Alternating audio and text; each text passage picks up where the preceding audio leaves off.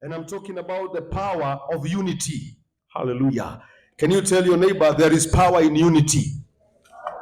So as we give, we should understand that when we are united, God commands a blessing. Wherever there is unity, Psalms 133 and verse 1 down there up to verse 5 or 6, it says wherever people are united, God commands a blessing. Whenever we are united, like today we are going to unite in building the house of God, and I believe that each and every one of us will come out of here with a blessing by default. Whether you like it or not, you shall be blessed today. Hallelujah. I say you shall be blessed by default. You shall be blessed by accident. If there is something like that, can you touch your neighbor? Tell them today you are being blessed accidentally and incidentally. Hallelujah. Can you give Jesus a hand clap of praise? Hallelujah. Why? Because we are going to be united. Whatever we shall worship God with to build his house, he shall release a united blessing. A blessing we call a compulsory blessing. In other words, we must be blessed. Hallelujah. Just by uniting together to build the house of God, we shall be blessed. And it is not me who said it. Hallelujah. Can we read together? 1, 2, go. How wonderful and pleasant it is when brothers live together in harmony. For harmony is as precious as the anointing oil that was poured over Aaron's head. Look at that. That when we are united is the same as being anointed. Hi. Did you get that? When we are united, it is the same as being anointed. The Bible says, this anointing oil ran down his beard and unto the border of his robe. Can we go to the other one? Verse 3. 1, 2, go. Harmony is as refreshing as the dew from Mount Hermon that falls on the mountain of Zion, and there the Lord has pronounced his blessing, even life everlasting. Can you give us this version ya King James na pia utupatie Kiswahili ikiwezekana? Hallelujah. I think it is King James that says, and here God commands. A command is something that has been taken forth and it cannot be refuted by anybody. A command is something that God says, and when the moment he says it, nobody can retract it. Can you say amen? Can we read together once again? As the dew of Hermon, and as the dew that descends upon the mountains of Zion, for there the Lord commanded. There's something else I'm getting here. He is not commanding it today. Commanded means past tense. Hallelujah. We already have the blessing. Hallelujah. It has already been commanded. The blessing is already here. Even life. Can you touch somebody? Tell them, even life. Forevermore. Kumbe, where there is unity, there is even long life. Hallelujah. That is why even families that are united, they live longer. Hallelujah. Research says that families which love one another, they live longer. Hallelujah. Husband and wife who are united, they enjoy life even more. This is the Bible. Even life forevermore. May you receive life today. I say, may you receive life today. I say, may you receive life today. May you receive life forevermore today. God has already commanded a blessing here. Even before we are doing what we are going to do, God has already commanded it. Can you say amen? Can you say amen? Give Jesus a hand clap of praise. Hallelujah. One thing we need to know is that no one person can do a great thing by themselves. God asks us to be united because he wants us to do great things. You can never do something which is of impact alone. That is why he told Adam, you cannot stay alone. He looked at him, he said, even though you have all this wealth, you have all this money in the Garden of Eden. In the Garden of Eden, there was gold, there was silver, there was Ophir, there were so many gemstones. There were 4 rivers in the Garden of Eden. There was every kind of fruit. There was actually even what we can call today a game reserve, where we go to watch animals of every kind, where tourists, they come all the way from America to come and watch animals. Now, Adam was living in a game reserve, in a game park, in a national game reserve. He did not have to pay to see the elephant. He did not have to pay to see the lion. Today, for you to see a lion, you have to pay. He had all that in his vicinity. Adam was living life to the fullest. But when God looked at him, he said, it is not good for this man to be alone. Hallelujah. Have you ever realized, no matter how much you have, you can never receive happiness. You can never receive joy from having things. You can never receive have joy from possessions. You can never receive joy from being a billionaire. You can never receive joy from being a trillionaire. Oh, hallelujah. Because all those, Adam had them. Whatever you desire today, whatever you are praying for God to give you today, Adam had it. And God looked at him and said, this man is not happy. He is not happy. Oh, hallelujah. Praise the name of the Lord. He said, no matter how much I have given him a game park. He lives in a game park. I have given him gold. He lives in a gold mine. I have given him an orchard. Every fruit is in the garden. Every fruit. Talk about apples. Talk about dragon fruit. Every fruit was in that garden. Hallelujah.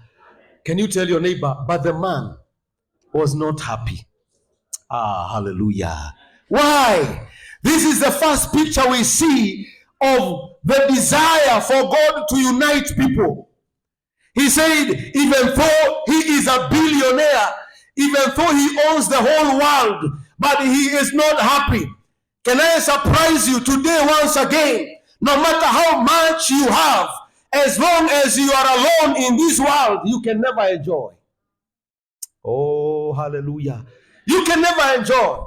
You can never enjoy even if God gave you the whole country of Kenya. You can never enjoy even if God gave you the whole nation of South Africa where there is gold and silver. You can only enjoy when there are other people with you. Hallelujah. Come on, somebody. Can you touch your neighbor? Tell them, I need you and you need me. Hallelujah. God called us into interdependence where we need one another. I will need you and you will need me. God called us into unity. Unity of purpose. Unity of going somewhere. Hallelujah. That is why no matter how rich a man gets, he still needs a wife. Thank you for that. Hallelujah. Can you talk to the man next to you? Can you tell him, you man? Hallelujah.